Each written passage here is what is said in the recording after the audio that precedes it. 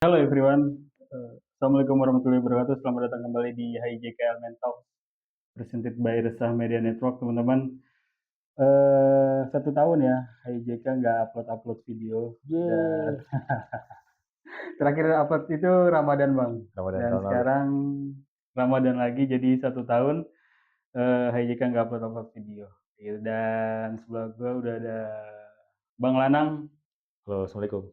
Salam, apa kabar bang? Alhamdulillah, Alhamdulillah bang ya. baik. Alhamdulillah. Di situ ada apa bang? Alhamdulillah bang. Di belakang itu ada apa bang? Ya, ada Gia yang selalu menemani dan, Dia yang dan menopang.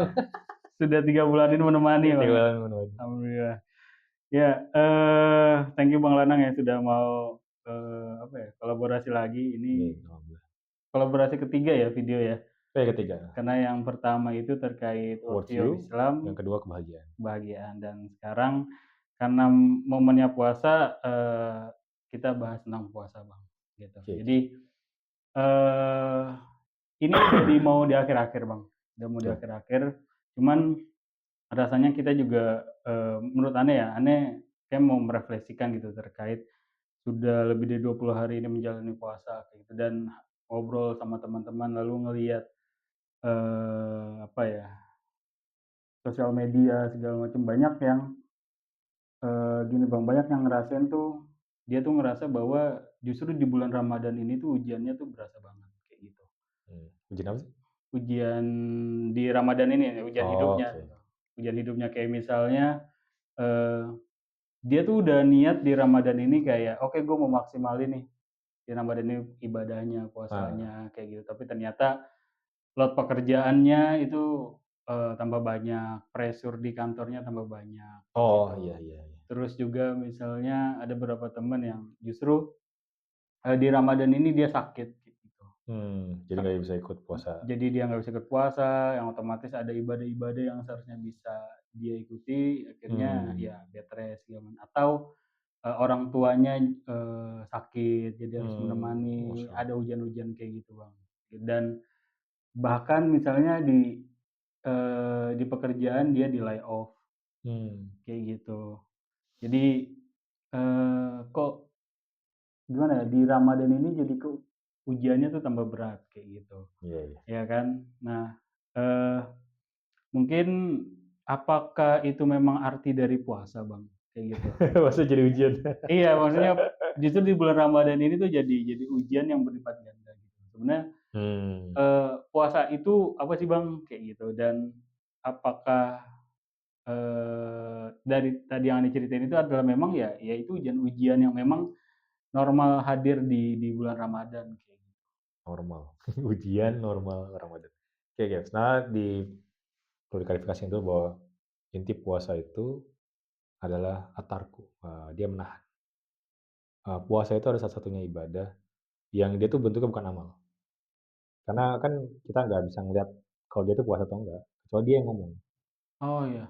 gitu kan. Kalau misalnya seseorang itu membuat yang lain marah, maka katakanlah, "Saya sedang berpuasa." Iya. Dia berusaha menjaga dirinya supaya tidak batal. Mmm.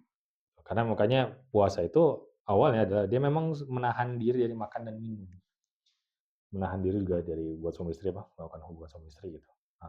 Dan itu yang sifatnya fisikal gitu dan memang kita menahan diri kayak gitu. Kenapa sih pentingnya puasa itu? Karena puasa adalah satu cara untuk kita mengeluarkan sifat as-somad gitu, as-somad yang nama dari Allah gitu. Dia yang tidak membutuhkan segala Merdeka. sesuatu. Iya. Walaupun jelas kita manusia sangat terbatas ya, kita cuma bisa meniru sifat Allah itu hanya dalam batasan setelah azan subuh sampai azan maghrib gitu. Dan kita sebenarnya sedang mengeluarkan dan lagi dilatih untuk menyatakan nama Allah yang ada dalam diri kita. Nah, makanya setiap ibadah itu sebenarnya ada satu bentuk upaya, manusia untuk bisa mendekat pada Allah. Jadi semua harus dipahami dulu bahwa Mmm. segala sesuatu apapun yang namanya bentuk ibadah dan itu bentuknya sudah ada dalam syariat, maka sudah bisa dipastikan bahwa itu satu, tindakan, satu amal yang memang diperintahkan oleh Allah supaya manusia itu bisa mendekat kepadanya. Mmm. Itu pasti mendekat gitu, nggak ada jalan lain, pasti ibadah. Karena, ibadah, itu ada satu tuntunan daripada Rasulullah SAW. Dan kita bisa memahami bahwa bagaimana cara Rasul beribadah, jelas kita melalui, dari sahabatnya, terus kemudian sampai kepada imam mazhab, terus sampai akhirnya kita tahu dari guru-guru kita. Sehingga tata caranya itu, apa namanya, sesuai style mazhabnya masing-masing. Nah, sekarang masalahnya adalah puasa ini tidak kelihatan secara bentuk amalnya, zahirnya emang nggak ada. mmm. Makanya dia sebenarnya sifatnya amal batin, gitu. Dia amal batin karena kita yang menahan diri, gitu. Makanya memang Imam Ghazali itu membagi puasa jadi 3 tingkatan kan. Pertama dia puasa awam, puasa khawas, puasa khawas. Ini ada di kitab beliau, dia Asrarus Shaum, di satu bagian daripada Ihya Ulumuddin. Tingkatan puasa awam tuh ya memang sebenarnya tingkatan anak-anak gitu, dia itu menahan nggak makan minum aja, gitu. Puasa yang khawas itu nanti dia menahan diri dari lisannya ngomong yang buruk, Mmm. dia menahan kupingnya dari mendengar hal yang buruk, menahan pikirannya bahkan, supaya dia tidak berpikir di luar daripada menahan diri ya puasa itu. Makanya dia jadi yang tadinya sifatnya cuma nggak masuk makan aja secara sensori, yang kedua ngomongnya sensori juga, tapi lebih kepada yang lebih lebih mendalam, lebih halus lagi.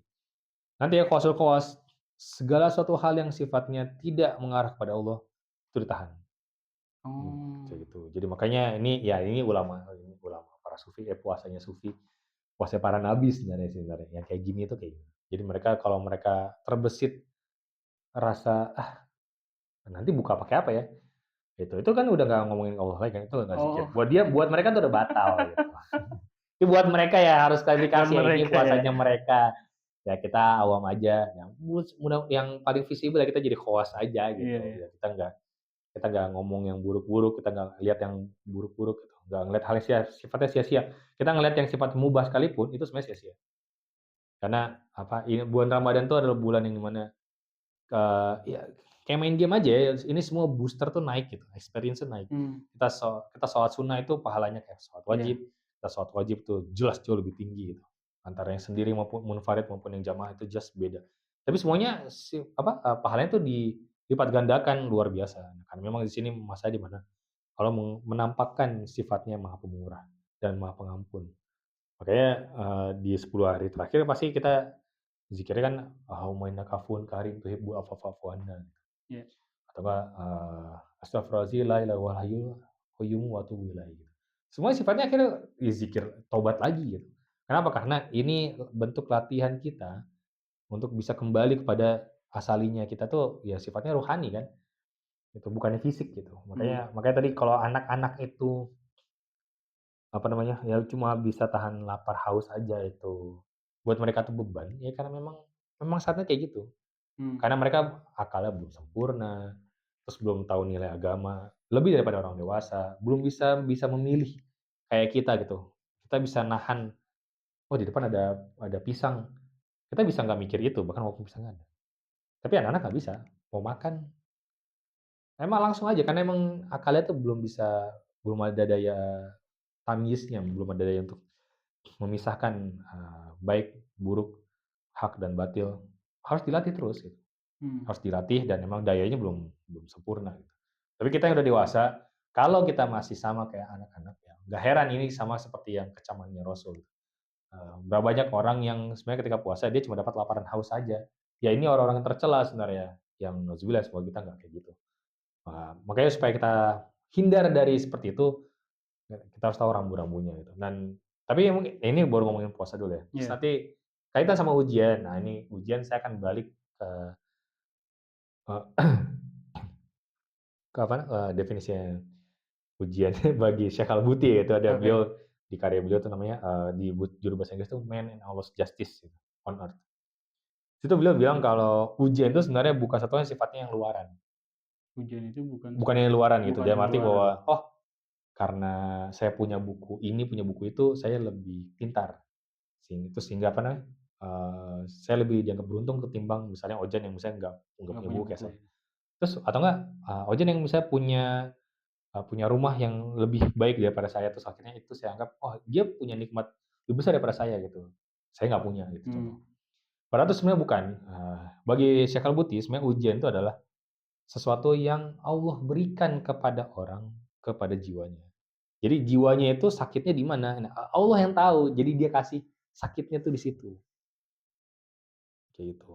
Kan makanya jadi selalu jadi pertanyaan bagi orang yang senang ngomong, nggak bagi orang yang emang harus ketemu sama orang ngobrol gitu, Mmm. buat dia tinggal di tempat terpencil, itu siksaan buat dia. Tapi kalau saya mah seneng aja ya. Iya iya iya.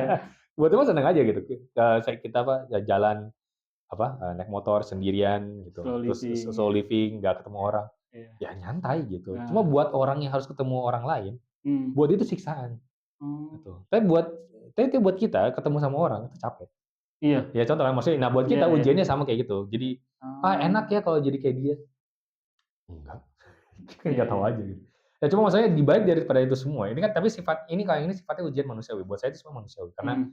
ini kepribadian atau kelebihan dan kekurangan yang sifatnya itu sangat bergantung dengan keadaan yang Allah kasih. Jadi cuma karena digeser aja sebenarnya, gitu. Ada momen di mana berpikir itu adalah satu keuntungan luar biasa. Just ketika ujian, just ketika bekerja, harus bertampil di depan atasan. Tapi kalau misalnya, apa namanya, udah overstimulus itu, udah dengar suara, udah ngeliatin sosmed, orang yang senang mikir itu suatu hal yang sifatnya sangat, menyedihkan gitu dan sebaiknya dia menahan diri untuk tidak berpikir itu. Yo bisa nggak berpikir? Aduh, Gitu, itu maksudnya buat orang dan sebenarnya berpikir itu suatu hal sifat natural ya, alamiah buat iya manusia ya. Maksudnya ada yang orang memang ketika dia diminta tidak berpikir, ya itu buat dia itu ujian. iya. Tapi buat ada orang yang memang dia emang nggak bisa mikir, tapi momen di mana itu justru jadi suatu sifatnya anugerah. Karena dia Mmm, akhirnya tidak ada yang namanya overthinking, dia nggak ada burnout. Dia nggak ngerasain apa yang orang yang suka mikir tuh rasain. iya. Nah, itu makanya ini suatu hal yang sifatnya cuma digeser aja tempatnya, ini jadi kelebihan, jadi kekurangan. Jadi makanya apapun yang kita miliki sebenarnya itu sifatnya netral. Dia bisa jadi nikmat, dia bisa jadi ujian. Mmm, Tinggal digeser aja tempatnya. Nah, makanya kata Syekh Al-Buti adalah bahwa orang itu, dia itu diuji, dia akan sebenarnya lebih tepat disebut ujian ketika itu relasi sama dia dengan Tuhan. Itu baru oh disebut gimana tuh? maksudnya nah ini sama nanti kaitannya sama pertanyaan Ojek tadi. Apakah sebenarnya ketika saya mau puasa, terus kemudian saya sakit, itu akan jadi ujian atau bukan? Itu, kalau dia benar-benar sungguh-sungguh niat puasa dengan seluruh daya upayanya dia, itu justru jadi nikmat. Mmm, Karena dia sama Allah diminta istirahat aja, tapi kamu dapat puasa, dapat pahala puasa.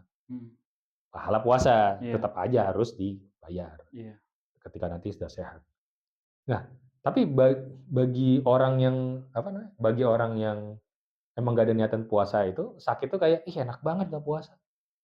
Itu omongan tercela itu omongan tercela. Makanya terbesit aja tuh buat saya deh, kepikiran ya gitu, Iya, kepikiran. Tapi enggak gitu. Makanya, ngeliatin ujian itu sebenarnya sangat bergantung sama relasi dia sama Tuhan. mmm, Kalau misalnya yang tadi, kalau sifatnya manusiawi tadi, kayak tadi apa, suka mikir, terus suka ketemu orang atau tidak, itu sifatnya manusiawi dan apa namanya, kita gagal di situ tuh nggak masalah gitu dan itu satu sebab kenapa, kita harus belajar siro, supaya kita tahu bagaimana agama ini dihidupkan.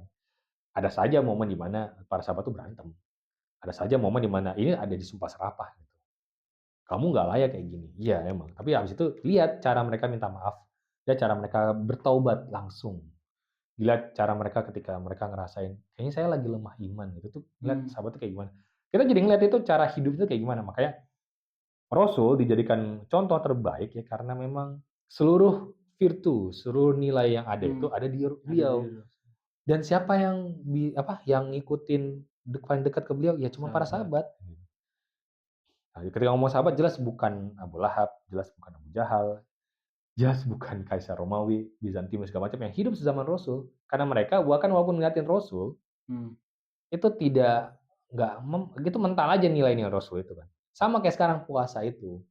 Puasa itu nilainya semestinya menahan diri dari suatu hal yang sifatnya jauh daripada Allah gitu.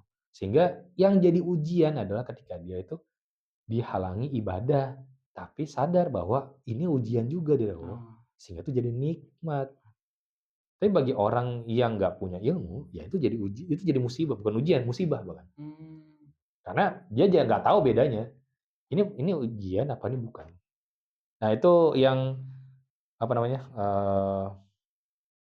buat saya jadi tricky ya untuk ketika menjelaskan puasa itu kayak gini gitu. Makanya sebenarnya kalau mau ya mungkin kalau teman-teman nanti insya Allah kita punya kesempatan untuk merasakan puasa lagi Ramadan berikutnya. amin.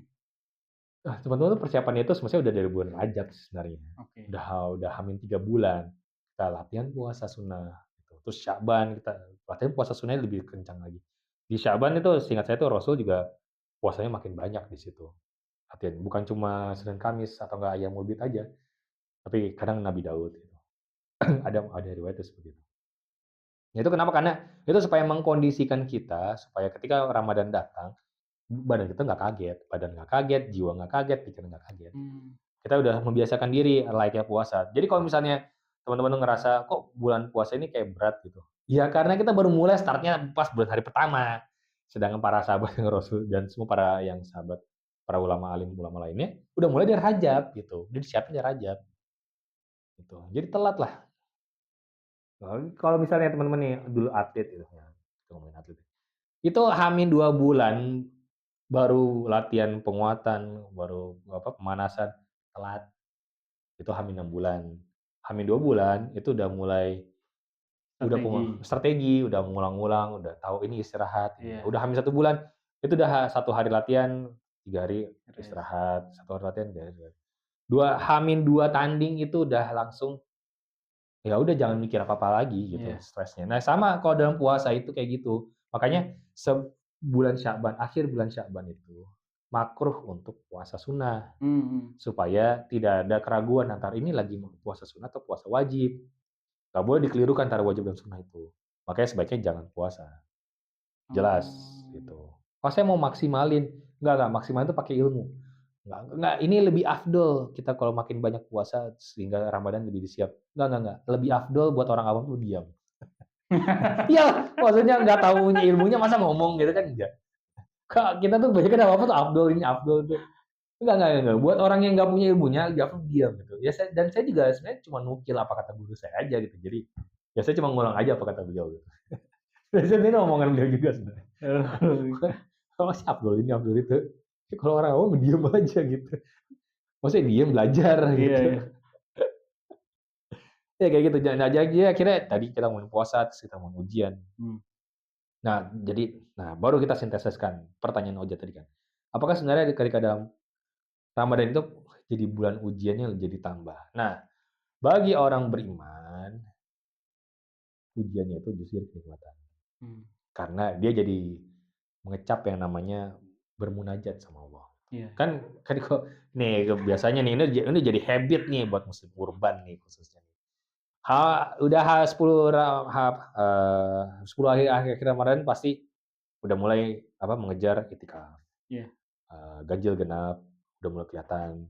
Biasanya maksimalin di ganjil, genapnya enggak. Kemarin ngeliatin reels kan ada yang "Oh nih kebiasaan orang 10 Ramadan terakhir genap main game sampai tidur, Oh, iya sampai iya iya. malam." Terus kalau Kalau ganjil ganjil itu langsung buka ibadah ibadah Quran segala macam kayak gitu ya. itu sebenarnya mestinya itu dianggap sebagai sarkastik ya gitu. Sebenarnya Heeh, jadi sarkastik iya, gitu. Itu ngeliatin fenomena fenomena real. real orang-orang ya, sebagian orang-orang ya, mudah-mudahan kita nggak kayak gitu. Dan kalaupun kita nemu dan kalaupun kita juga bagian situ, tolong jangan caci maki ya. Setiap orang tuh ada fase-fasenya lah Rasanya imannya ya. gitu. Cuma ini diambil cuma sebagai lucu-lucuan aja sebenarnya. Tapi poinnya ada sebenarnya kalau kita mau yang serius Lailatul Qadar itu, kita emang mastiin aja bahwa kita emang nggak tahu kapan tibanya Lailatul Qadar itu. Dan sebenarnya apa, itu satu bentuk kebiasaan ya. Saya ingat ini dari Syekh Abu Hasan Asyadzili gitu, satu ulama penemu tarekat Sadziliyah. Itu dia yang bilang kalau dia setelah dari balik sampai dia wafat itu, dia mengklaim dia mendapatkan Lailatul Qadar terus. Mmm, Kenapa bisa seperti itu? Kayak karena dengan banyak amalan beliau ya, iya. sebagai ulama, sebagai wali yang besar itu. Dan dia ngelihat bahwa dia makanya ada penanda-penandanya. Kalau awal Ramadan tuh hari apa, berarti ininya tanggal 23 atau 25 Oh, dia ada kebiasaannya. mhm, Kan sesungguhnya bulan bintang itu beredar dalam garis manazil besar. garis edarnya masing-masing kan. Iya. Itu kan berarti udah jadi kebiasaan dan makanya jadi ada ilmu Oh, falak gitu. Kalau Ramadan jatuh tahun sekian, berarti kurang lebih Lailatul Qadar jatuh sekian gitu. Nah, itu Allah tuh tidak menyalahi kebiasaannya. Itu yang harus dipahami. Tapi juga Allah juga menyembunyikan gitu, menyembunyikan kapan persisnya tiba itu. Cuma ini kan kadang ngelihat kebiasaannya.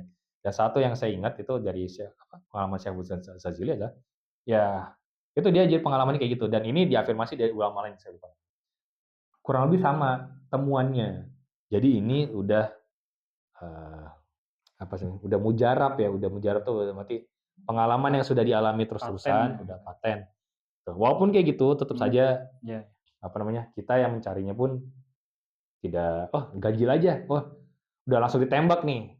Wah ini hari apa? Terus oh berarti tanggal 27, ini 25, ini 23, ini 21." mmm, Karena saya ingat, nah ada juga penjelasan dari ustadz lain bahwa satu bentuk dirahasiakan, hikmah dirahasiakannya Lailatul Qadar itu supaya setiap orang tuh sungguh-sungguh dalam beribadah. beribadah, Karena kan kita nggak tahu kita kapan, nggak tahu, jadi kita seriusin aja semuanya. mmm, Sama juga kayak puasa gitu, ini ibadah yang sifatnya rahasia. Kita nggak tahu mana yang batal secara batin dan iya, batal secara syariat.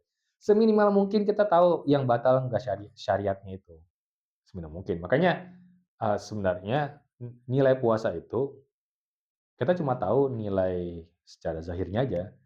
Oh, saya ingat saya nggak melakukan hal yang membatalkan dalam puasa itu, mmm, kayak gitu. Ghibah tuh makruh, tapi sebenarnya itu dalam secara khawas itu udah batal. Tapi sebenarnya bukan batal, dalam arti bahwa puasanya harus diulang lagi, iya, pahalanya nggak ada aja, pahalanya kosong. pahalanya kosong. Kayak kita merugi lah gitu, kapan lagi puasa Ramadan. Kalaupun kita akhirnya tapi kan saya bisa mengkodo itu, Iya, bisa ganti, ya ganti kan di luar Ramadan, iya. bukan pas Ramadan. Ganti hanya kuantiti puasanya, bukan Betul, bukan pahala-pahalanya kan? pahalanya, bukan kedekatan, Nilainya bukan nilai puasa Ramadan bukan kan? puasa Ramadan, bener. Dan itu ya emang, ya nilainya hilang lah gitu, Iya, beneran. Dan emang kita dijaminan ketemu Ramadan lagi berikutnya dan iya kita dapat bener kemuliaan itu, bener, gitu. Nah makanya jadi ujian apapun yang kita rasakan di bulan Ramadan ini sebenarnya sangat bergantung sama keimanan kita juga, mmm, gitu. Cuma nanti akan nih dulu suka ini apa namanya, suka katanya nyeleneh ya. Kalau gitu saya nggak mau belajar aja supaya ujian saya gini-gini aja. oh gitu, Ada kayak gitu. Cuma tapi kalau ini ngeliatin buat beberapa kawan-kawan ya, saya cuma ngelihat ada, ada anggapan kalau saya nggak ngerasa perlu untuk belajar agama lagi, karena saya udah dewasa. iya iya, Gitu kan. Kadang ngerasa, puasa kan gini-gini aja kan gitu. iya Kita dari bener kecil Bang, udah tahu puasa bener, kayak gitu. udah praktisi kan Udah puluhan praktisi, tahun, praktis puluhan tahun. Udah sama kayak parenting gitu, saya udah praktisi, udah keluarga, udah anak sekian gitu. iya, Saya udah praktisi puasa.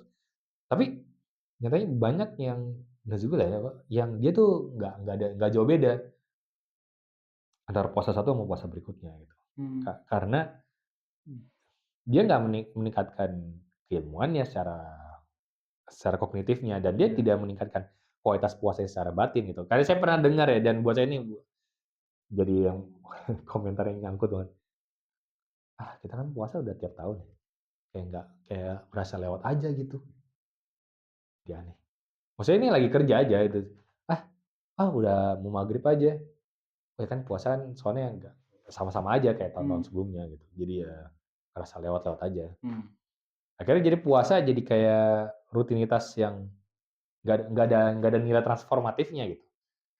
Gitu, dan akhirnya nggak ada kesan di dalamnya. Nah, yang kalau kayak gini, kalau dia dikasih ujian, itu ujiannya jadi pengingat aja, jadi musibah sebenarnya. Tapi kalau misalnya ujian itu sifatnya membuat kita semakin dekat, itu ujian nikmat. Nah, makanya jadi ujian itu nggak bisa dilihat dari zahirnya aja gitu, alat bukti itu. Dan itu makanya logika kita ketika diuji itu sebenarnya memang alat bukti itu membagi antara logika hamba sama logika pecinta. Logika hamba adalah, kalau saya dapat ujian kayak gini, saya dapat pahala segini. Kita mmm, main itu hitungannya. Dan ini wajar dan sah. Sah-sah aja gitu. Maksudnya ini bukan satu hal berarti relasi yang dibatilkan, enggak, iya, gitu. Cuma emang ya ini tingkatan yang bawah aja, logika hamba. Tapi akhirnya ada logika pecinta gitu yang semakin diuji justru semakin pengen tahu nilainya karena ini semakin dekat pada Allah gitu. Jadi pengen mmm, diuji lagi. Itu saya ingat tuh satu kesempatan Nabi Musa itu memang ngerasa, kok kayaknya nggak ada rasa apa, rasa ibadah tertentu kayak gimana, dia mau rasa munajat gitu. Akhirnya di jalan-jalan dia bermunajat pada Allah. Dia ingin ngerasain nyari dekat pada Allah, ujian, nyari ujian gitu. Enggak, sebenarnya bukan ujian ya, sebenarnya dia ingin ada rasa momen dia bermunajat, saya membutuhkan oh, sesuatu iya gitu. iya, Jadi karena ketika dia munajat, dia ngerasakan kenikmatan dekat sama Allahnya. Nah, ketika ini logikanya adalah cuma mau bermesra-mesraan aja sama Allah. Tapi kita yang sebagai orang orang awam, ya saya mau ya Allah ini diangkat aja, dikeluarin aja gitu. Iya, mau Langsung. cepat Mau selesai. cepat selesai kan?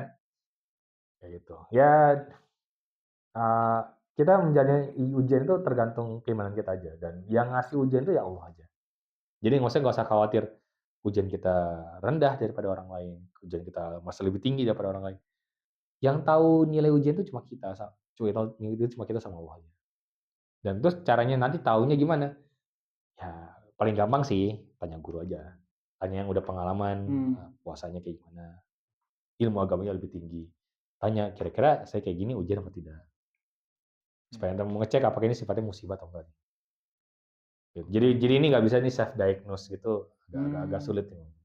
kalau self diagnose-nya gini Bang, kalau misalnya, "Oh, gue diuji nih, jangan-jangan karena, eee, dulu gue pernah gini gini gini, gue dosa kayak gini gini Iya gini," iya, gitu. jadi Itu kafarat. Oh. itu gimana Bang? Mungkin aja, karena nyatanya nggak ada yang tahu kenapa Allah ngasih itu kan. Iya.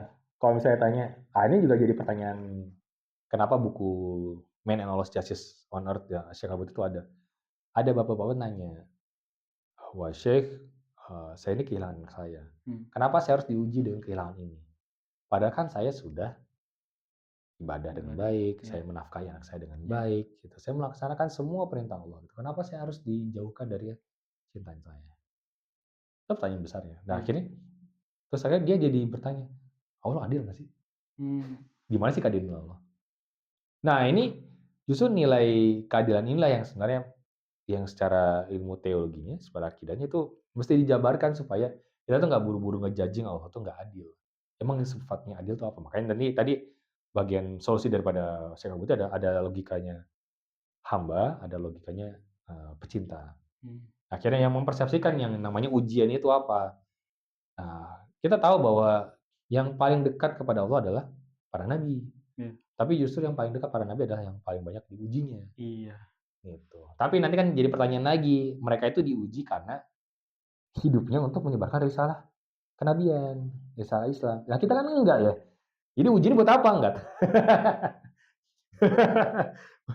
Jadi maksudnya kita kita tuh mau bilang sosokan kita juga banyak diuji gitu. Emang hidup kita buat siapa emang? Hidupnya buat diri sendiri ya, minimal itu buat Iya sustain dulu buat diri dan iya keluarga gitu.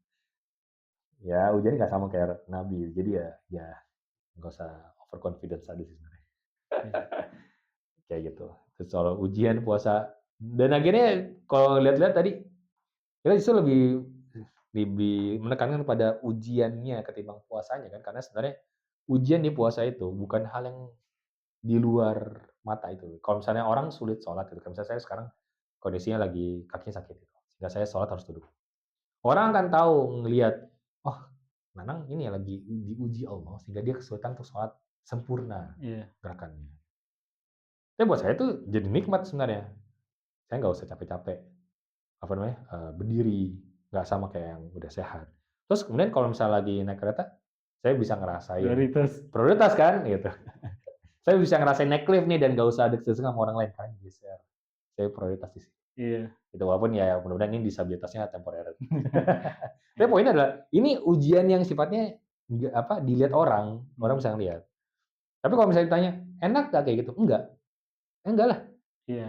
Yang bener aja emang enak jalan pakai Tongkat. pakai tongkat, Iya. punya 3 kaki, Enggak padahal masih muda. enggak. Nah, tapi kalau puasa kan enggak, puasa nggak kelihatan. Nggak ada yang tahu kalau misalnya tenggorokan lagi sakit, satu. Mmm, Terus dia lagi, "Aduh, mau batal atau enggak ya?" bener bener. Mau batal Nggak atau ada yang enggak ya? tahu itu Itu nggak bisa dikasih tahu. Itu kalau dikasih tahu ke orang, itu batal tuh puasanya itu sebenarnya, itu Islam makruh sih. Gitu. Terus cuma itu ya secara kalau puasa khawasnya itu udah batal karena mmm, kayak keinginan itu udah dizahirkan. oh, Ngomongannya udah zahir. udah. Tapi kalau misalnya kita masih diam, masih nggak diomongin, oh insya Allah Allah masih ampuni itu.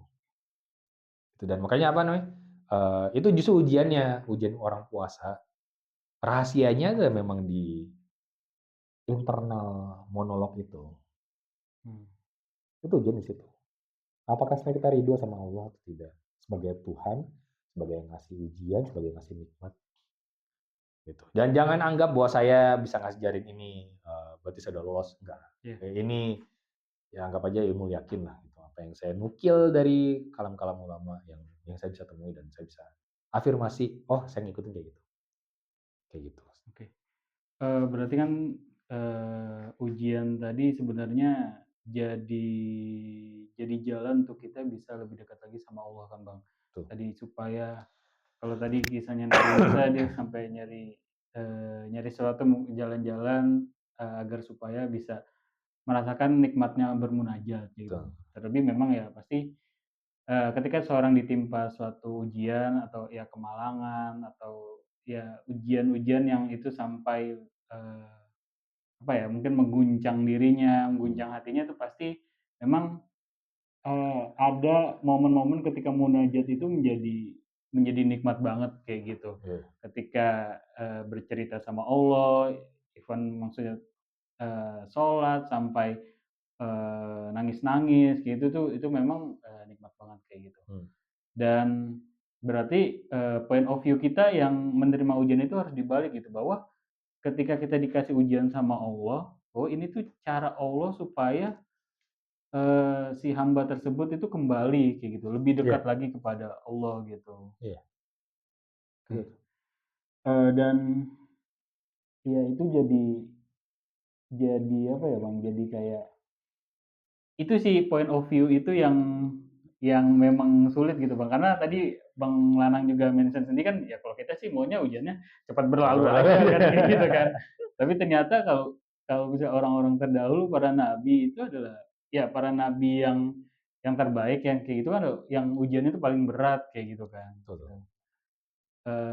Ya itu sih, next step-nya tuh ketika ada ujian bahwa point of view-nya bahwa ini adalah cara Allah supaya kita tuh, makin makin taat lagi sama Allah, makin, eee, Allah tuh suka suka Minta sesuatu. dimintai sesuatu kan, maksudnya Iya. Allah tuh senang gitu ketika hambanya kayak, "Ya Allah," segala macam sampai sebegitunya kan. Iya, kan memang saya ingat tuh soal ini riwayatnya adalah Allah tuh tidak pernah jemu diminta, Iya, gitu. Apa namanya, nggak kayak manusia, kita diminta satu oke, gitu, tapi diminta minta berkali-kali kayak kesel terus. nggak. Tapi Iya, Allah kan memang enggak, karena memang Allah yang pencipta gitu. Dan mmm, Allah justru karena saking sayangnya sama manusia, makanya Dia mengirimkan para nabi itu untuk memberitahu kalian itu semestinya ibadah sama saya. iya, Karena kalian di situ dapat kenikmatan karena nikmat agama itu adalah dia menyelaraskan jiwanya itu kepada keteraturan Allah. mmm, Makanya itu yang diungkit satu oleh Arham Prof. Atas ya bahwa definisi agama adalah soal fitrah, soal tabiat karena eh, ya ini sesuai dengan sifat alamiahnya jiwa kita itu untuk tidak merasakan hal yang sifatnya ephemeral things gitu, maksudnya yang sifatnya duniawi. Karena iya, kalau kita sibuk sama makan-makan terus, jiwa kita jadi nggak bisa ngerasain nikmatnya bermunajat itu, mmm, karena biasanya lidahnya tuh isi makan iya, aja, iya, bukan minta, bukan saya ingat satu kisah, satu ulama itu, dia dipanggil anaknya makan, ayah makan." "Iya sebentar." Tuh dia doa, sebenarnya dia lagi doa, dia lama. "Ayah kenapa lama doanya?" "Iya sebagaimana tubuhku tuh memerlukan makanan, jiwaku juga memerlukan makanan dengan cara dia minta, dia iya. doa." Gitu. Cuma ini ulamanya ya, bukan saya. Saya cuma ngasih tahu aja. Cuma maksudnya saya coba ngikut-ngikutin tapi kayaknya nggak kayak gitu. Tapi ada Mmm, rasa kerinduan. Nah, ketika bener. rasa rindu kepada Allah itu ada, sebenarnya Allah sudah rindu duluan. Iya dong. Maksudnya Allah rindu Allah rindu duluan duluan ya. gimana? Jadi kalau misalnya Allah tuh malu ketika hamba itu melakukan sesuatu mendekat kepada Allah, tapi Allah tidak melakukan hal yang lebih. Siapa yang mendekati kepadaku tuh dengan Be be dengan sehasta aku akan iya, berjalan dengan lebih, aku akan berjalan kepadanya. Tapi kalau dia berjalan padaku, maka aku akan berlari kepadanya. Jadi maksudnya ketika hambanya itu mendekat kepada Allah, mmm, Allah tuh justru lebih dekat lagi. Tuh, dia cemburu ngelihat kamu melakukan usaha lebih padaku. Enggak, aku yang lebih. Karena sih ini kayak gitu. Dan sebenarnya ketika Allah itu memberikan ilham buat kita untuk berdoa, terus iya. sebenarnya Allah yang manggil, kamu doa sama saya. Oh. Jadi sebenarnya, nah kalau misalnya tanya, tapi saya nggak ada niatan berdoa, ya kita paksa diri kita berdoa. Karena apapun yang kondisi apapun teman-teman tuh sedang rasakan ya, doa itu ujung-ujungnya adalah panggilan, itu adalah tanda dari Allah supaya kita tuh mulai kembali kepadanya. Oh, Sebenarnya segala sesuatu pun itu semua ada tanda daripada Allah supaya kita ingat, supaya kita beribadah. Semuanya tuh kayak gitu.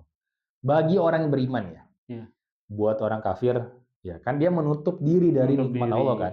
iya, Dia menutup diri daripada undangan kenabian itu. Kan mmm, makanya ketika mereka ke neraka, mereka tuh nanya, "Kamu emang nggak ada yang nggak ada nggak tahu, penyuruh yang dikirim ke kamu?" "Enggak, ada, tapi kami menolak."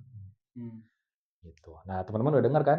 iya, Jadi jadi jadi jadi nggak ada alasan jadi nggak ada alasan. nggak ada alasan, Dan saya juga nggak ada menyampaikan, udah menyampaikan gitu. Jadi bener, amanahnya sudah tunai, tugas kita sudah sudah selesai. selesai. Oh Bang, gitu. terkait doa tadi Bang, kalau misalnya gini Bang, enggak, ini sih mau konfirmasi aja, kalau misalnya doa, mungkin ya ada satu momen ketika misalnya kita tuh udah bener-bener, capek, sampai-sampai itu kita cuman bisa, ya udah diem aja gitu dan misalnya menangis segala Iya ya. macam, diem dan itu kita tidak mengucap apa-apa gitu, cuman hati kita merasa sedih segala macam Ah, dengan segala, kesedihan kita, apa yang kita rasain kayak gitu. Nah, apakah itu bentuk munajat juga atau tidak? bentuk munajat juga kayak gitu atau misalnya ketika kita bilang, "Ya Allah seperti biasa ya Allah," segala macam, Iya iya iya. kayak gitu Bang nanya. Ah, ya apa namanya, ada apa namanya, lupa lagi. Jadi ada semacam dua dua cara untuk bermunajat. Mmm, Satu caranya Nabi Ibrahim, satu caranya siapa ya? Waduh mohon maaf ya, saya bukan iya, ulama ya, jadi iya, banyak yang iya, lupanya. Satu cara Nabi Ibrahim, karena saya ingat, atau satu cara Nabi Musa kalau nggak salah. heeh, Nabi Nuh, sorry, Nabi Nuh. mmm, Maksudnya dalam ketika menghadapi ujian. Nabi Ibrahim itu ketika dia dibakar, dilempar ke bakar itu, eee, apa namanya, malaikat tuh turun, sebenarnya mmm, malaikat turun sebelum dibakar, tapi dia udah Nabi Ibrahim udah diikat, iya, malaikat tuh turun terus kemudian, eee, "Wahai wahai Khalilullah," gitu, "kamu minta apa? Nanti saya kabulin." "Nggak sih minta apa-apa, kamu pergi aja, saya lebih butuh sama Allah," gitu. Tapi dia ngapain? Dia diem, dia tawakal sama Allah. "Ya Allah, saya mmm, nggak tahu ini kayak gimana, saya nggak tahu. nggak tahu ke depan itu Pasrah, akan seperti apa. saya nggak tahu, doa aja nggak tahu, mau zikir juga saya juga nggak tahu." Dia diem aja. Nabi Malaikat datang, heeh, "Ya kamu pergi aja gitu, kamu ngapain? Urusan saya sama Allah." Kayak gitu. Dan akhirnya kita tahu kan bahwa akhirnya Allah yang menjadikan api, api itu lembut. ya, Sunatullahnya itu digeser. Yang biasanya api membakar, ternyata api tidak membakar. Itu kan perintah Allah juga.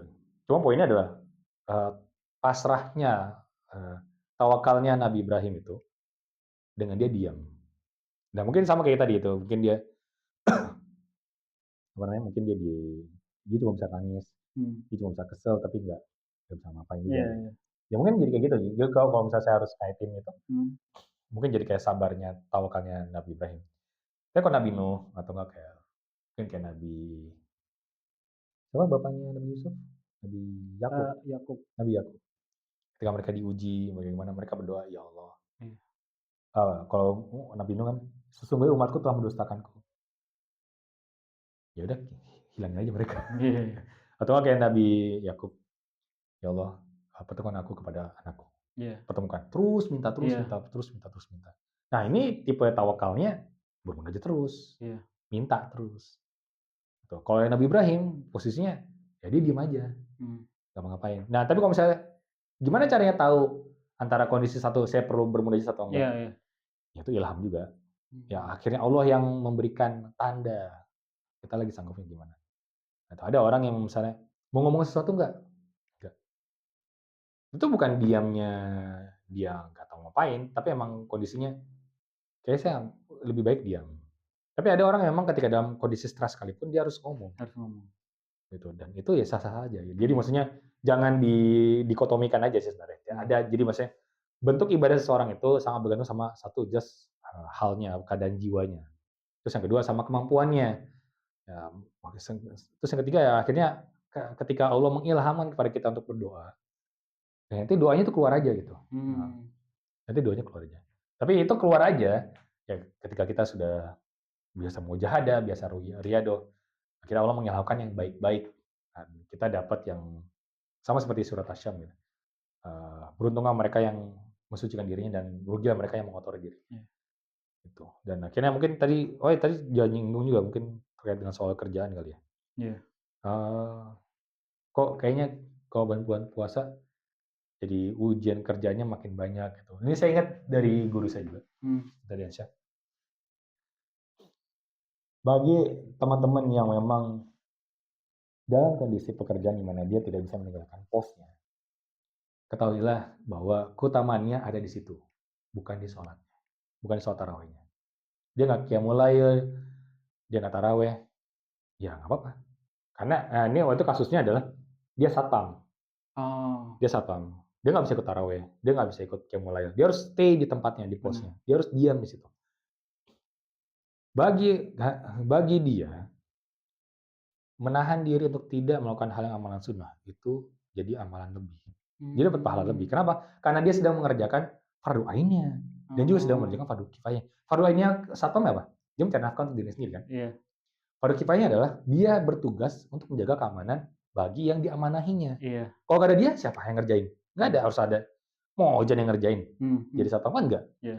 Nah, karena kita yang punya kenikmatan untuk bisa sholat, nggak ada hambatan kerjaan, ya alhamdulillah. Berarti amal kita jadi nambah di situ. Tapi bagi orang yang amalan kerjaannya fardu ainnya tuh menuntut dia sehingga dia bisa mengerjakan sunnah, itu nggak apa-apa.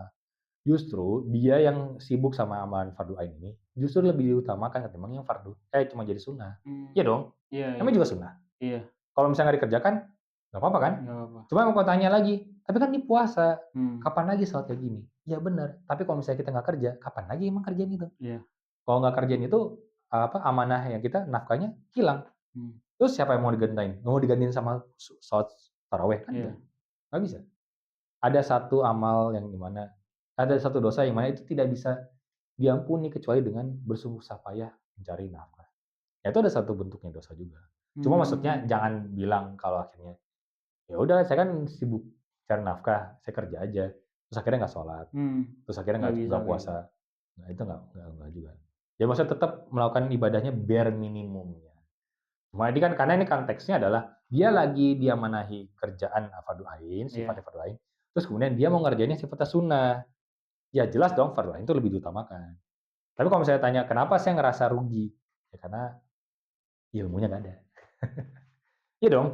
Maksudnya mana yang lebih utama? Menjaga diri dari minta-minta dari utang, dari dari kerugian kayak gitu, atau emang mencari keuntungan? Orang yang kalau tahu ya dagang, itu yang penting balik modal dulu sebelum sebelum cari Untung. untung. Kita Mmm. sibuk cari balik Cuman modal dulu. iya, iya. Modalnya dengan apa? Ya ngerjain yang fardu dulu. Fardu-fardu. Kalau udah selesai fardu, baru ngerjain yang sunnah. Iya, iya.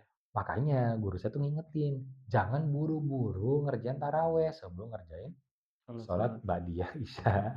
Karena ba'diyah isya itu sunnahnya sunnah muakkadah ketimbang sholat taraweh yang sifatnya sunnah. Itu. Oke. Nah itu kalau kan terus beliau ngutip perkataan Hikam Ibn Athaillah. Barang siapa yang dia bersegera dalam mengerjakan yang sunnah dan melalaikan yang wajib, itu syahwat yang tersembunyi. Itu syahwat. Seneng kan Mmm. apa apa ngerjain amalan sunnah itu. Iya, Ngerasa lebih kan? iya. Karena Iya, iya kan? iya, Ngerasa bener. lebih kan? Gue udah ngejalanin yang sunnah nih. Iya dia Iya. sunnah. Entar nanti ada terus istri paling sunnah gitu. Tapi ala kuliah ya, ya pokoknya sama kayak misalnya, saya ingat ya, ini fatwanya siapa ya, haji itu wajib sekali, umroh itu wajib sekali juga. Mmm.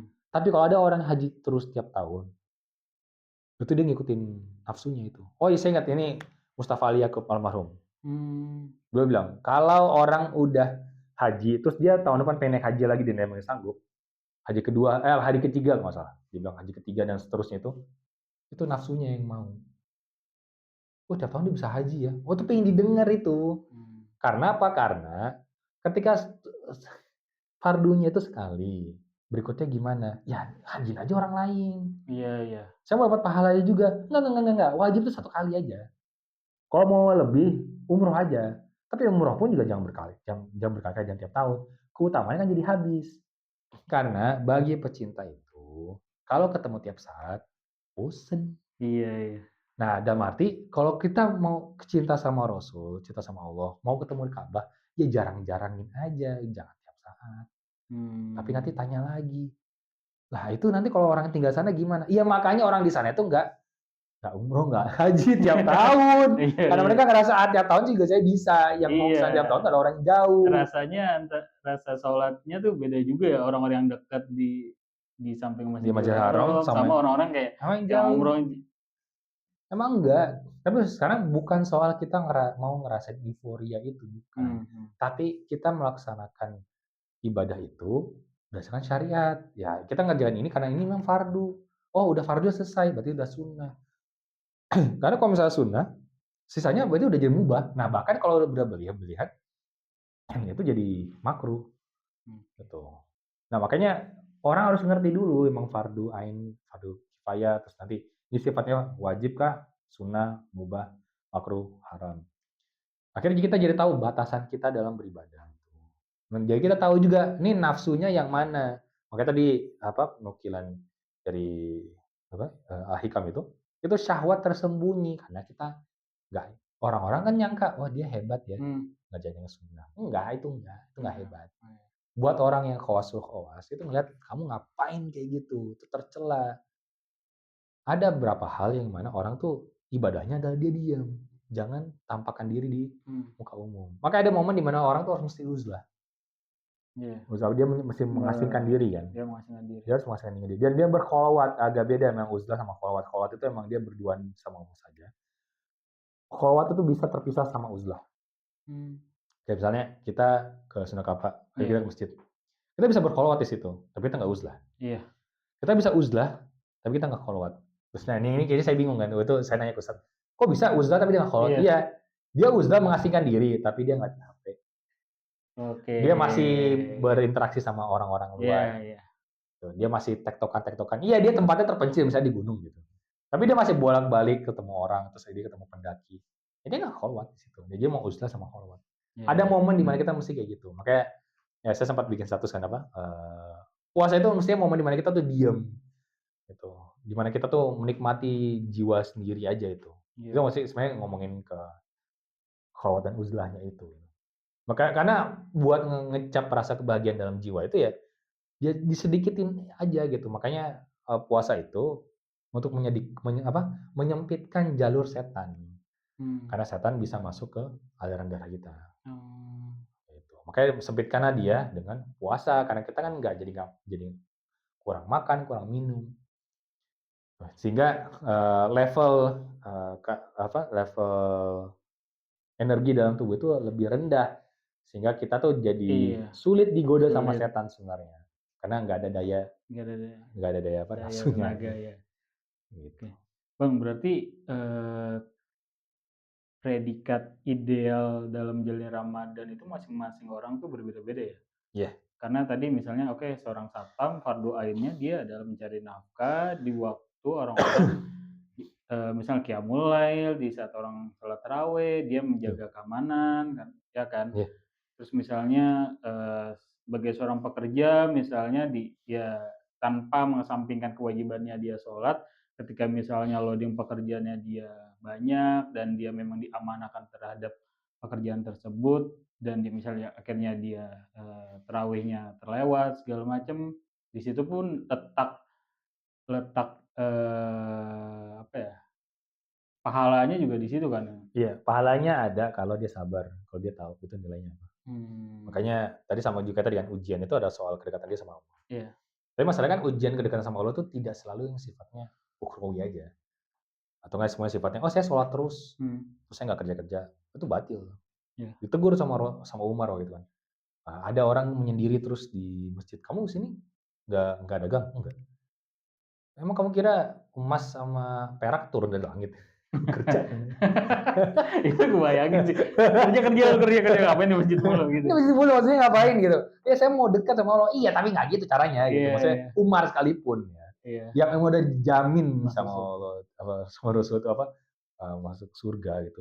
Itu berkeinginan syahidnya itu dengan ketika di pasar gitu.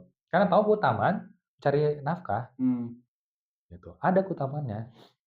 Cuma bukan berarti bahwa ini jadi, oh jadi mana yang lebih tinggi? Enggak, yang lebih tinggi adalah ibadah yang Allah tuntut pada kita pada kondisi itu. maksudnya? Nah, ketika waktu zuhur tiba, Mmm, amalan terbaik adalah sholat sholat zuhur. zuhur, Tapi kalau sudah sholat zuhur, mmm, ngapain? istirahat, kerja Kerja. lagi, Eee, sampai nunggu waktu asar. sampai nunggu waktu asar lagi, yang lebih utama adalah asarnya, terus kerja lagi. Iya, Tapi kalau misalnya kerjanya udah capek, udah kelelahan, istirahat menjadi yang utama. Makanya ibadah itu, keutamaan itu bergeser-geser bergantung mau ngikutin kapasitas jiwa seseorang gitu. Mungkin buat beberapa para dai dan para mmm, ulama yang dia sibuk safari dakwah ya, dia mah nggak boleh istirahat sebenarnya. oh, Karena dia udah apa nih, merelakan dirinya untuk umat gitu. iya Kalau dia sibuk istirahat, umatnya kasihan iya, gitu. Cuma kalau umatnya juga nggak ngasih kesempatan istirahat bagi ulamanya, ya kitanya zolim sama dia. Gitu. Jadi ngerti ya, jadi maksudnya posisi ini tuh sangat dinamis gitu. Ini yang maksud Prof. Wan tuh sebagai dynamic stabilism gitu. mmm, Bahwa antara fardu ain, fardu kifayah tuh emang bertukar-tukar gitu dan dalam hal ini oh, ada momen di mana oh di sini jadi wajib, di sini jadi makruh, jadi sunnah. Makanya kita perlu sebelum kita ngomongin hal yang tinggi-tinggi yang sifatnya metafisika segala macam, ya syariatnya dulu gitu. Itu dalam hal ini apa namanya? Tadi apa ya? Dia akan ngerasa kalau saya bekerja karena Allah. Karena saya tahu amanah saya itu di sini. iya, Kalau dia sadar itu, dan dia tahu bahwa sholat tarawih itu nilainya sunnah, nggak mau bilang aja ya, cuma maksudnya emang dia nilai sunnah iya, timbangin di sini. Maka dia tahu bahwa dia sebenarnya sedang mengerjakan kewajiban yang Allah senangi. Dan ini juga yang sebenarnya kan dibuat para perempuan ya, yang sedang Allah uji dengan apa dia haid gitu, mmm, dia menstruasi. Ketidakmampuan dia untuk melakukan puasa sunat apa taraweh. Kalau dia sadar bahwa itu adalah yang dituntut oleh Allah pada momen mmm, itu adalah ibadah. iya, Dan justru dia lebih tinggi iya karena dia sabar terhadap dirinya sendiri. iya, Sabar itu ada dua kata Ali bin Abi Thalib. Sabar terhadap nikmat, sabar terhadap maksiat. Jadi sama-sama aja sebenarnya. Jadi baik kita yang sedang mengerjakan ibadah maupun tidak mengerjakan ibadah, sama-sama sedang diuji. Ujiannya beda aja. oke, Saya emang tadi apa nih, kaki saya sakit, saya sholatnya duduk atau enggak lesehan. Oh enak, duduk aja.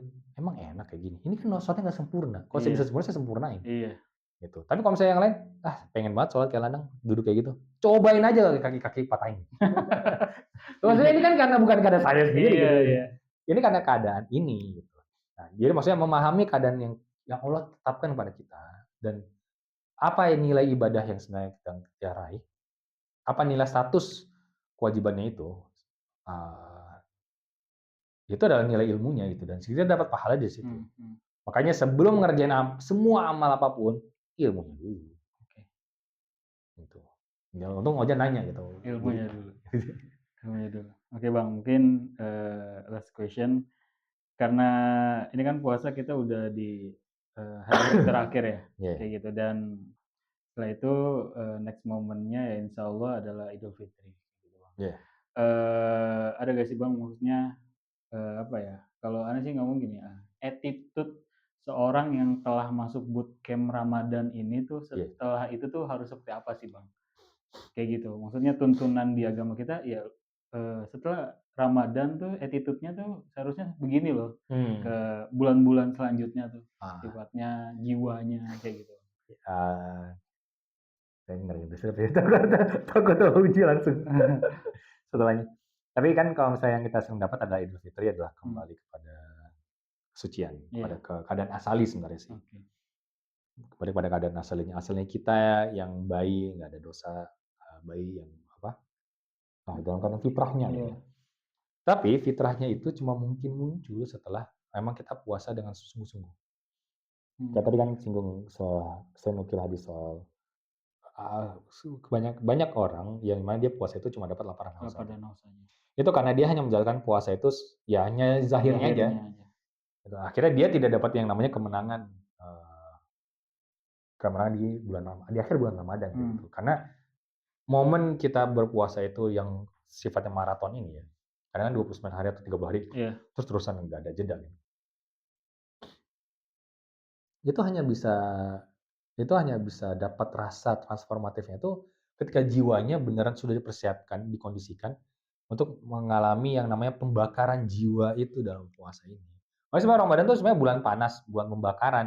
Tapi apa sih yang dibakar tembelang-tembelang dalam jiwanya itu? Dosa-dosanya lah, pikiran kotornya, atau enggak memang kebiasaan melakukan hal yang mubah gitu. Ya memang ketika puasa itu, tidur itu jadi pahala.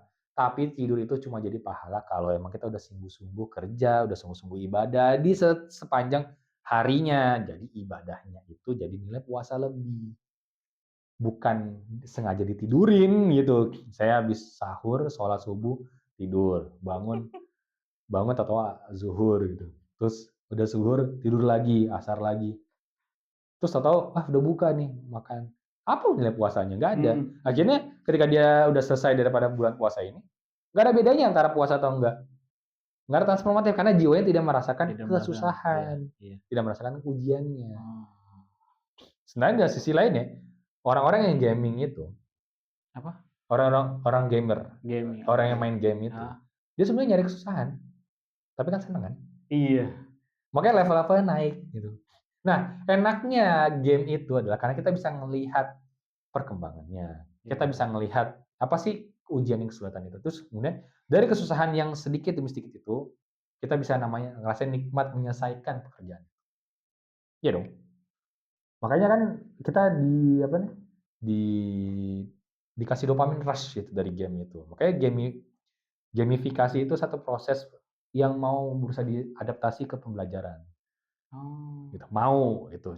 Cuma saya bilang itu nggak akan berhasil. Kenapa? Karena belajar itu, yang belajar itu jiwanya. Hmm. Kalau yang proses gaming itu, yang sifatnya sensori. Tetap aja walaupun dia sifatnya mental ya. Iya. Bayangin aja kita lagi main game, sebenarnya kita kan lagi ngeliatin layar gitu. Iya. Kita dapat poin kayak gimana, itu kan poinnya cuma di situ aja, bukan Situ poin aja. di kita. Bukan. Bukan kan. Nah, jadi rasa dapat poin ting, itu tuh cuma sensual auditory aja. Iya, iya. Rasanya kita udah naik level gitu. Terus kita, Iya. kita udah naik level, kita udah bisa ini, bisa itu. Itu sifatnya mental aja. Yang dimana sebenarnya itu nggak nyata. Semuanya. Semuanya nggak nyata. Tapi kalau puasa, itu nyata. Itu nyata. Tapi kalau misalnya tanya, buktinya apa? Ya nanti kelihatan pas di akhirat sebenarnya sih. Kelihatan nanti ketika itu dihadirkan amal-amal kita. Nanti kelihatan nih, mudah-mudahan kita dari masuk asyabul yamin, bukan asyabul masyamah gitu. Gitu. Golongan kanan yang menerima timbangan amal itu dari kanan, bukan yang kiri. Itu baru kelihatan nanti puasanya itu justru jadi penguat semuanya. Kenapa? Karena puasa itu ibadah spesial di mana hanya Allah saja yang bisa balas. Kalau semuanya itu ada takarannya, puasa sholat sekian, zakat sekian, haji sekian. Tapi puasa nggak ada nilainya, karena Allah yang langsung balas. Saya sebenarnya nggak tahu nilainya kayak apa sih, nggak tahu. Karena puasa ini satu-satunya ibadah yang untuk dirinya sendiri, untuk Allah sendiri. Dia kata ini dia diskusi apa? Sungguh hambaku itu telah menjauhi diri dari hal sifat yang mubah untukku. Gitu. Maka aku akan membalasnya sesuai kehendakku. Karena hanya makan, minum itu sebenarnya Mubah. halal, Iya, halal. iya, iya. Ya maksudnya mubah makan aja, tapi kita menghindari yang mubah itu untuk ngerjain ini. Itu makanya nilai puasa itu. Nah, makanya puasa itu memang menjauhi itu. Kita menjauh dari hal yang sifatnya mubah ini. Yang halal pun nggak kita jauhi, apalagi yang haram. Iya. Logikanya kan ke situ. Nah, logika ini akhirnya dilatih dalam tempo 1 bulan full ini Ramadan ini. Makanya baru kita bisa ngerasain ngecap rasanya nikmat puasa itu kalau kita udah ngerasain itu terus-terusan. Ya kalau cuma sekali ngerjain, sekali enggak, sekali ngerjain, sekali enggak, itu nggak ada rasa. Belum ada pembiasaan di situ. Belum ada rasa terbakar, rasa perih dalam jiwa itu. Nggak ada. Jadi kalau misalnya teman-teman biasa gaming ya, itu relate ya. ya di sini mesti juga relate lah untuk soal puasa. Iya. Tapi sekarang tahu aja, apa nih nilai puasa itu sehingga kita bisa tingkatin itu. Kedekatannya ke Allah tuh kan kayak gimana. Ya kayak tadi ya, awal, khawas, khawasul, khawas. Itu aja. Nah jadi kemenangan itu ada buat siapa? Yang buat udah berusaha lah. Buat yang udah bersusah payah Ya udah susah payah di di puasa, perlombaan di bootcamp ini ya? di bootcamp ini. Kalau saya tanya, yang main game juga, mana enakan mana, rewarding mana? Jadi pemain atau jadi penonton? Main. Pemain lah. Iya. Tapi kita ngerasa euforia yang sama dengan nonton dia. Iya benar. Heeh. Tapi yang beneran ngerasain Ngerasain, kemenangan bener, itu yang main. yang main. Yang nonton mah ya mengikut senang aja sebenarnya. Oke. Gitu. Jadi semakin susah puasanya, Hmm. semakin sedap rasa kemenangannya itu. Walaupun sebenarnya kemenangan puasa itu ada dua, pas buka puasa atau pas ketemu Allah. Ya, jadi kemenangan sebenarnya dan yang umum hakikatnya daripada puasa ketika kembali kepada Allah gitu. Dan khususnya untuk kepada saudara-saudara kita di Gaza, Palestina, di mana mereka berpuasa ya nggak sahur, itu nggak buka juga sebenarnya karena nggak ada bedanya. Ya. Tapi mereka ada sebaik-baik orang saat ini. Ya kita cuma bisa berdoa aja. Kita cuma bisa nontonin aja. Makanya ketika nikmatnya nih nanti, ya itu mereka yang ngerasain, kita mah beda. Kecuali nanti perang dunia ketiga nanti muncul, buar gitu. Ya, Oke. kuliah ya, kuliah. Oke. Oke Bang Nanang. Thank you Bang udah banyak yang ngejelasin terkait puasa Iya, sampai alhamdulillah. kaitan dengan ujian sampai dengan diakhiri dengan ya orang yang bisa merasakan real kemenangan adalah orang-orang yang memang bersungguh-sungguh dan memang Siapa ya? menjalani puasa ini dengan benar juga kayak gitu ya. Betul, insyaallah. Oke, teman-teman, eee, thank you. Mungkin pembahasan terkait puasa, ya ini kita bahas puasa udah di hari 25 Bang ya. Iya. Ya ini beban apa, persiapan buat tahun depan. Buat teman-teman. Atau enggak paling enggak buat puasa sunnah Bahas berikutnya Random. Oke. tetap Biar ready. mungkin yang nanti ya ini mungkin H+2 akan tayang dari Heeh. hari ini. Mungkin, ya ada persiapan buat beberapa hari tersisa dan Ah, buat juga, ya memacu supaya tahun depan bisa lebih baik lagi, amin amin insyaallah. kayak gitu. Oke, thank you Bang Lanang Makasih ya Jan, terkait udah penjelasannya. Teman-teman, terima kasih, pamit. Assalamualaikum warahmatullahi wabarakatuh. salam terus.